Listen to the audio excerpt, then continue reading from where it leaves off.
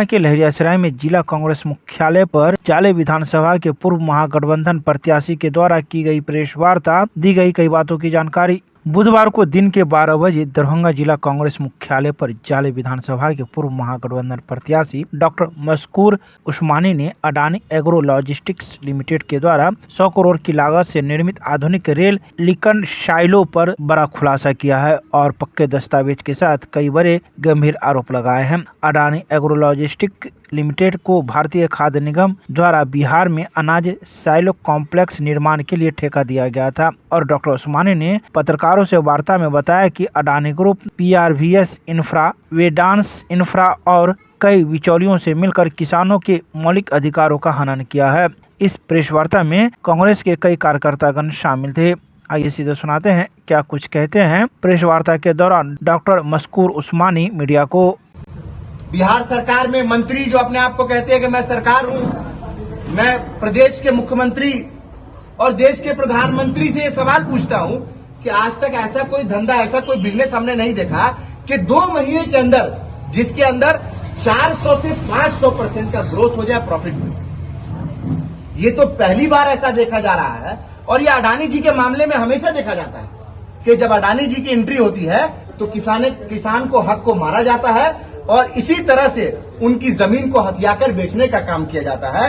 तो ये सरासर ब्लैक मनी का खेल इसमें लगा हुआ है और बेनामी संपत्ति लेन देन अधिनियम 1988 और PMLA 2002 का वायलेशन है। लिहाजा मैं आपके माध्यम से बिहार सरकार और केंद्र सरकार से ये अपील करता हूं कि इस पूरे मामले में इनकम टैक्स की जांच होनी चाहिए, ED की जांच होनी चाहिए, CBI की जांच होनी चाहिए। आपको ED CBI तो सिर्फ विपक्षियों के ऊपर भेजने का सूचता है, लेकिन इतनी बड़ी गड़बड़ी हुई है। मैं तमाम साक्ष्य आपके सामने रख रहा हूं। ED और CBI और इनकम टैक्स हिम्मत दिखाए और जाके रेड करे और सारे मामले की छानबीन करे। इतना ही नहीं, इसके आगे जो अवैध भूमि का अधिग्रहण किया गया और किसानों का अधिकार का हनन किया गया, और ये पूरा मामला अवैध भूमि अधिग्रहण एक्ट 2013 का भी उल्लंघन है कि बिना सहमति के, किसान के सहमति के, आप जाइए जाले के अंदर, जो किसान परिवार पीड़ित है उनसे मिलिएगा तो मालूम ये चलेगा कि उनसे सहमति नहीं ली गई। बिना किसी सहमति के उनसे उनकी जमीन ले ली गई। बेचारे पढ़े लिखे नहीं होते हैं, गांव समाज के लोग हैं, इतनी शिक्षा नहीं है, उनको कहीं बोल दिया अंगूठा लगा दो, उन्होंने अंगूठा लगा दिया, उनको बोल दिया साइन कर दो, साइन कर दिया, उनको लालच दे दिया कि तुम्हारे बच्चे को नौकरी दे देंगे, इसलिए उन्होंने कहीं पे साइन कर दिया। बाद में ये मालूम चला कि उनकी जमीन उनसे हथिया ली गई। कुछ लोगों को जो थोड़े बहुत पढ़े लिखे लोग थे उनको बताया गया पैसा मिलेगा, उनको पैसा नहीं मिला। डीड भी हमारे सामने है जो आपको मैंने दिखाया है, इसकी कॉपी आप हमसे ले लेंगे। तो ये किसानों का शोषण हुआ है और जिन लोगों ने, मैंने आपको पहले भी बताया कि इसका विरोध किया, इस पूरे मामले का, उन तमाम लोगों के ऊपर बिहार सरकार के वर्तमान मंत्री और जाले की विधायक ने गुंडा एक्ट के अंदर कार्रवाई की। मैं आपके माध्यम से पूछना चाहता हूं कि क्या जाले का किसान, बिहार का किसान, मिथिला का किसान गुंडा है? क्या अपना हक मांगना गुंडागर्दी है? क्या किसान अपनी गाढ़ी कमाई से, मेहनत की कमाई से, खून पसीने की कमाई से जिस जमीन को अर्जित करता है, जिस पर खेती करता है, जब उससे उसका हक छीना जाता है, जब वो हक मांगने जाता है, तो उसके ऊपर गुंडा एक्ट लगाना जायज है क्या? क्या यही किसानों का सम्मान भारत की सरकार कर रही है और बिहार की सरकार कर रही है? उनको वादा किया गया कि आपके बच्चों को अडानी का ये जो साइलो प्लांट लग जाएगा तो नौकरी देंगे। विधायक ने कहा था कि 10,000 नौकरियां मिलेंगी। आप जाके मालूम कीजिएगा तो मालूम चलेगा 8 से 10 लोग नौकरी करेंगे। कितने लोग? 8 से 10 लोग। मैं पूछना चाहता हूँ 10,000 लोग कहाँ हैं? आपने रोजगार सृजन करने की बात की थी, आपने कहा था कि रोजगार के अवसर पैदा होंगे, लोगों को नौकरियां मिलेंगी, जिनसे जमीन ली जा रही है उनको नौकरी दी जाएगी, किसी एक व्यक्ति को भी नौकरी नहीं दिया गया। 8 से 10 लोग जो नौकरी पर हैं वो केवल गार्ड की नौकरी पर हैं, क्योंकि प्लांट ऑटोमेटेड होता है तो उसमें नौकरी देने की जरूरत ही नहीं है। तो लोगों को झांसे में रखा गया। मैं आपके माध्यम से स्थानीय विधायक जाले के और बिहार सरकार में जो मंत्री है मैं उनसे पूछना चाहता हूं कि आप 10,000 छोड़िए, 1,000 जाले के युवा का लिस्ट दीजिए कि आपने किसको नौकरी पे लगाया इस साइलो प्लांट के अंदर, आपको जवाब देना पड़ेगा, क्योंकि आपने इसका क्रेडिट लिया था और आपने कहा था कि ये हमारे बल पे आया, हमारे बदौलत आया, अगर हम नहीं होते तो ये प्लांट नहीं आ पाता। बिल्कुल सही कहा आपने, अगर आप नहीं होते तो किसानों से उसकी जमीन नहीं छीनी जाती, आप नहीं होते तो किसानों के अधिकार का हनन नहीं होता, आप नहीं होते तो यहाँ पर मनी लॉन्ड्रिंग नहीं हो रही होती, आप नहीं होते तो गरीब किसानों के ऊपर गुंडा एक्ट के अंदर कार्रवाई नहीं हो रही होती। साथियों, मैं आपको एक और बात बताना चाहूंगा कि इसमें कई सारे दलाल इन्वॉल्व हैं। इन दलाल के ऊपर जांच होनी चाहिए कि वो किससे लिंक है। जो अभी तक हम लोगों को जानकारी मिली है, क्योंकि पिछले 2 साल से हम लोग इस मामले पर लगे हुए हैं और इस मामले में पूरे साक्ष्य को इकट्ठा करके आज आपके सामने प्रेस कॉन्फ्रेंस कर रहे हैं। इससे पहले भी हम लोगों ने इसका विरोध किया था, लेकिन साक्ष्य हमारे पास नहीं थे। साक्ष्य अभी हमारे पास आ गए हैं, तमाम साक्ष्य के साथ आपके सामने हमने इन चीजों को रखा है। और मैं आपसे ये कहना चाहता हूं कि जो भी दलाल हैं इसमें या जो भी कंपनियां इन्वॉल्व हैं उसके ऊपर जांच होनी चाहिए और उनके ऊपर गुंडा एक्ट में कार्रवाई होनी चाहिए। आखिरी बात जो मैं आप लोगों के सामने रखना चाहता हूं कि ये तमाम मामले में जो प्रशासन है उसकी लापरवाही नजर आती है, प्रशासनिक महकमे की लापरवाही और बहुत बड़ा भ्रष्टाचार इसमें नजर आता है। जाले के उस समय में सीईओ थे अनिल मिश्रा जी, उन्होंने गवर्नमेंट सरकारी लैंड का इलीगल म्यूटेशन किया, इसका जवाब कौन देगा? अगर किसी सीईओ ने किसी सरकारी भूमि को इलीगली किसी कंपनी को दे दिया है तो उसके ऊपर कार्रवाई होनी चाहिए।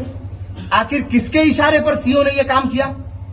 जब इस मामले की सूचना हम लोगों ने एडीएम को दी, डीएम को दी, तो डीएम साहब का जो पत्र आया था, मैं आपको उसकी भी कॉपी दिखा रहा हूं। डीएम साहब ने माना कि इसमें पूरी तरह से गड़बड़ी हुई है, लेकिन ये डीएम साहब को जो पत्र लिखा गया उसकी कॉपी है। पत्र लिखा नहीं गया, डीएम साहब की तरफ से जो जवाब आया उसकी कॉपी है। ये देखिए, आप लोग को मैं दिखा रहा हूं, सब आपको बाद में दे देंगे, ठीक है। इसमें डीएम साहब ने माना है कि यह बहुत भारी गड़बड़ी हुई है, लेकिन डीएम साहब ये कहते हैं कि यह उनके अधिकार क्षेत्र में नहीं आता है, इसीलिए कोई कार्रवाई नहीं करेंगे। इसमें लिखा हुआ है, आप लोग पढ़ लीजिएगा इसको। ये लोक शिकायत निवारण अधिकार अधिनियम के तहत जो डीएम के यहां द्वितीय अपील होती है उसकी कॉपी है, उनका जो डिसीजन है उसकी कॉपी है। तो मैं आप लोगों के माध्यम से पूछना चाहता हूं कि आखिर एडीएम ने क्यों डिले किया जमाबंदी कैंसिल करने के लिए? हम लोगों को बिहार सरकार के सचिव के पास पहुंचना पड़ा, लैंड रेवेन्यू डिपार्टमेंट में। एक सचिव के आदेश के आलोक में एडीएम ने जमाबंदी को रद्द किया। एडीएम ने खुद से नहीं किया, 1 साल तक एडीएम सुनवाई को टालते रहे। तो मैं इस मामले में एडीएम के ऊपर भी जांच होनी चाहिए, इस मामले में सीईओ के ऊपर जांच होनी चाहिए, इस मामले में तमाम उन पदाधिकारियों के ऊपर जांच होनी चाहिए जिनकी भूमिका संदिग्ध लगती है। जमाबंदी कैंसिल हो गई है, 20 मार्च को इसका ऑर्डर आ गया था सचिवालय की ओर से एडीएम साहब को कि आप इसका जमाबंदी कैंसिल कीजिए। लेकिन मैं ये पूछना चाहता हूं कि ये जो लापरवाही हुई है और ये जो भ्रष्टाचार हुआ है, इसमें अब तक कोई एफआईआर क्यों नहीं? क्या इसमें एफआईआर नहीं बनती है? डीएम साहब इसमें एफआईआर क्यों नहीं कर रहे हैं? या सचिव ने भी माना है? एक और दूसरा लेटर मैं आपको दिखा रहा हूं। इसके जब हम लोगों ने बिहार लोक शिकायत निवारण अधिकार अधिनियम के तहत विभागीय सचिव और प्रधान सचिव को द्वितीय अपील दिया राजस्व एवं भूमि सुधार विभाग को, तो उनका ये रिप्लाई आया, उनका रिप्लाई आपके सामने है। इसी रिप्लाई में बताया गया कि इसको जमाबंदी को कैंसिल किया जाए। अगली सुनवाई जो एडीएम की आती वो 20 मार्च को थी, उसमें इसको कैंसिल करने के लिए कहा गया। इन्होंने भी माना है कि गड़बड़ी हुई है तभी जमाबंदी कैंसिल हुई है। अगर गड़बड़ी नहीं हुई होती तो जमाबंदी कैंसिल क्यों होती, रद्द क्यों होती? जमाबंदी तो रद्द करवाई गई, लेकिन किसी भी भ्रष्ट अधिकारी और पदाधिकारी के ऊपर कोई कार्रवाई के दिशा निर्देश नहीं आए। मैं ये पूछना चाहता हूं कि सरकारी जमीन को बेचना किसी और को या किसी कंपनी के नाम कर देना क्या कोई आसान बात है? अगर नहीं है तो कार्रवाई होनी चाहिए। इसमें एडीएम और डीएम साहब को कार्रवाई करनी चाहिए कि क्यों ऐसा हुआ और कौन कौन लोग से इसमें इन्वॉल्व हैं। मुझे मालूम है कि बड़े लोग इन्वॉल्व हैं, विधायक मंत्री लोग इन्वॉल्व हैं, सरकार इन्वॉल्व है, इसीलिए मामले में कोई कार्रवाई नहीं हो रही है। अगर इन्वॉल्व नहीं होते तो जाले के विधायक और वर्तमान में जो मंत्री हैं वो उनको पैसा कहां से आता कि नर्सिंग कॉलेज खोलते हैं अपना बैठ के? आप लोग को मालूम नहीं है, लेकिन मैं बता रहा हूं कि अपना नर्सिंग कॉलेज बना रहे हैं, बहुत बड़ा सा आलीशान बंगला बना लिया, अलग अलग जगह पे भूमि ले लिया। कहां से पैसा आया? क्या ये पैसा जाले के गरीब मजदूरों का, किसानों का, उनकी मेहनत की कमाई हुई जमीन का पैसा से आप नर्सिंग कॉलेज और अपना घर बना रहे हैं? इस बात का आपको जवाब देना पड़ेगा। साथ ही साथ मैं आपके माध्यम से मांग करता हूं कि इनकम टैक्स, ईडी और सीबीआई उनके संपत्ति की, माननीय मंत्री के संपत्ति की जांच करे कि पिछले 4-5 साल के अंदर में उनकी संपत्ति कितनी बढ़ी है और वो कहां से बढ़ी है, किस किस बिचौलियों को उन्होंने बीच में डाला अडानी कंपनी के को भूमि अर्जित कराने में, और इस पे जांच होनी चाहिए। दूध का दूध और पानी का पानी हो जाएगा। एक और आखिरी बात के साथ मैं अपनी बात को खत्म करूंगा कि जो जमीन खरीदी गई वो जमीन एग्रीकल्चरल लैंड थी, और जब उसको किसी ने, बिचौलिए ने खरीदा, किसी बिचौलिए कंपनी ने खरीदा, 2-3 कंपनियां इन्वॉल्व थी, वेदांश और पीआरबीएस और भी कई सारी कंपनी इन्वॉल्व थी। इन्होंने एग्रीकल्चरल लैंड खरीदा, कृषि की भूमि खरीदी, और जब इसको बेचा तो ये दिखाया कि ये कॉमर्शियल लैंड है, ये दिखाया कि ये रेसिडेंशियल लैंड है। तो मैं आपके माध्यम से जानना चाह रहा हूं कि जब एग्रीकल्चरल लैंड को कोई व्यक्ति खरीदता है या कोई कंपनी खरीदती है तो उस पर रेसिडेंशियल कार्य करने से पहले या कॉमर्शियल कार्य करने से पहले उस जमीन का सीएलयू होता है, जिसको हम बोलते हैं चेंज इन लैंड यूज। तो क्या सीएलयू हुआ? जब आप जानकारी लेंगे तो आपको मालूम चलेगा कि चेंज इन लैंड यूज हुआ ही नहीं है। एक तरफ जमीन खरीदी गई, 2 महीने के अंदर बेच दी गई, किसी को 4, किसी को 6 महीने के अंदर बेचा गया बिना किसी चेंज इन लैंड यूज के। आप देखेंगे इस शीट में सब चीजें मेंशन है कि किस तरह से ये जो सोल्ड प्रॉपर्टी आप देखेंगे तो इसमें सब में रेसिडेंशियल लिखा हुआ है। और ये बेचा किसको गया? ये किसान से खरीद के कंपनी को बेचा गया, उस कंपनी ने फिर अडानी को बेचा। तो जब किसान से खरीदा गया तो ये तमाम जो जमीनें थी वो एग्रीकल्चर थी, और अचानक से ये जमीन रेसिडेंशियल और कॉमर्शियल हो जाती है। तो मैं इस प्रेस वार्ता के माध्यम से आप लोगों के बीच यही रखना चाहता हूं, और ये आखिरी बात, और ये बस यही पूछना चाहता हूं कि आखिर कार्रवाई कब होगी, एफआईआर कब होगा? मैंने तो आईपीसी की धारा बता दी कि किस किस धारा के अंदर एफआईआर होना चाहिए, सारा रिसर्च करके आप मीडिया बंधुओं के माध्यम से रख दिया है। उम्मीद करते हैं कि बिहार सरकार, इसमें बैठे पदाधिकारी इस पर संज्ञान लेंगे, सरकार, मुख्यमंत्री महोदय इस पर संज्ञान लेंगे और अपने मंत्री के ऊपर कार्रवाई करेंगे, और इतनी बड़ी वित्तीय अनियमितता को देखते हुए नैतिक तौर पर मंत्री पद से इस्तीफा देना चाहिए जीवेश जी को। बहुत धन्यवाद आपका। ये जो आपकी जमाबंदी कैंसिल का, वो कितना जमाबंदी कैंसिल हुआ? टोटल जमीन का हुआ या उसका रकबा है? इसका रकबा है जो इसमें आपको मेंशन है कि खेसरा नंबर 4405। पूरी जमाबंदी कैंसिल नहीं हुई? पूरी जमाबंदी कैंसिल नहीं हुई है। खेतरा नंबर 4405 का जो है वो आपको इलीगल कब्जा था। 103 डिसमिल जमीन है जिसपे इलीगल कब्जा है, सरकारी जमीन है, उसको किया गया, उसका जमाबंदी कैंसिल हुआ है। और बाकी जो जमीन है खेसरा नंबर 4405 मौजा जाले, इसके ऊपर बिना किसी एनओसी के कंस्ट्रक्शन किया गया। सड़क का सरकारी भूमि है, बिना किसी एनओसी के रोड का कंस्ट्रक्शन किया गया, रेलवे ट्रैक का निर्माण किया गया। और आप बोलेंगे कि मेरे बात में कितनी सच्चाई और किस तथ्य के साथ मैं बात कर रहा हूं, तो ये उसके दस्तावेज हैं। इस पे लिखा हुआ है कार्यालय अंचल अधिकारी जाले, कार्यालय अंचल अधिकारी जाले दरभंगा। ये कहते हैं कि जिस जमीन पर रोड बनाई गई, जिस पर रेलवे ट्रैक निर्मित किया गया, जिसकी वाहवाही स्थानीय विधायक सह मंत्री ले रहे हैं, वो सरकारी भूमि है। बिना किसी एनओसी के उस पर रोड बनाया गया, उस पर रेल की पटरियां बिछाई गई। आखिर किस बात की वाहवाही ले रहे हैं? आप तो कहते हैं कि हम सरकार हैं और सरकार अपनी भूमि किसी प्राइवेट कंपनी को बिना कोई पैसा लिए हुए, बिना किसी मुआवजा के दे रही है। और इतना ही नहीं, बिना एनओसी के उस पर यह कार्य किया गया। ये उसके दस्तावेज मैं आपके सामने रख रहा हूं, आप प्रेस वार्ता के बाद हमसे ले सकते हैं। और ये जो काम किया गया, ये सरासर Bihar public land encroachment act 1956 का उल्लंघन है, और इसके तहत उन पर कार्रवाई होनी चाहिए।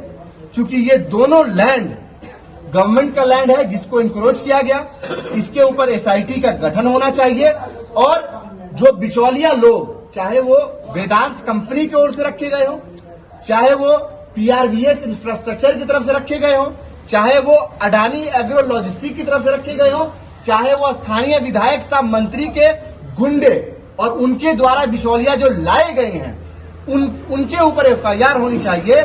और ये 420 का मामला है, आईपीसी की धारा 420, 467, 468, 471 और 409 के अंदर इसके ऊपर एफआईआर बनता है और इसमें इन तमाम कंपनी के ऊपर, जिसमें अडानी के ऊपर भी एफआईआर होनी चाहिए। हमारी ये मांग है आपकी प्रेस वार्ता के जरिए। दूसरी जो महत्वपूर्ण बात है वो राजस्व चोरी की बात है, रेवेन्यू को चोरी और मनी लॉन्ड्रिंग की बात है कि किसान से जो जमीन ली गई काफी कम पैसे पर ली गई और इतने कम पैसे पर ली गई कि किसानों से वादा किया गया कि आपको ज्यादा पैसे दिए जाएंगे, वो पैसे तो उनको मिले नहीं, कम पैसे उनको मिले, आज तक उनका पूरा भुगतान नहीं हुआ है। 90,000 रुपए में जो किसान से जमीन ली गई अडानी ग्रुप को, वो जमीन 15 लाख, 12 लाख और 10 लाख में बेची गई।